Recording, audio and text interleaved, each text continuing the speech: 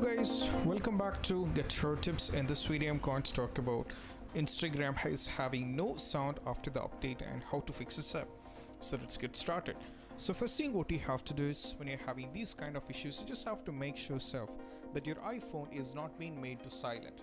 As you can see, it is very important, so you just have to go back to the sound over here and you have to check whether you are on the silent or not. So you just have to check for it, and as well as you have to make sure that the volumes are correct, like it is maximum, it is not being connected to, like as you can see, it is not being connected to, the volume is not down. You have to make sure, and we'll be having a button over here to change to silent mode. Most probably you'll be knowing it, so you just have to make sure that it is not in silent. So if it's silent, then most probably after updating iOS 15, some of you guys are having a trouble when you're trying to open Instagram. They're not able to hear any sounds while trying to play any kind of stories.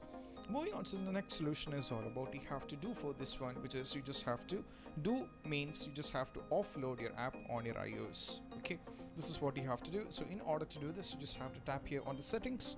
Now you just have to go back. And you just have to tap here on the general, and you have to go for iPhone storage, and you just have to scroll down from here and you have to tap on Instagram.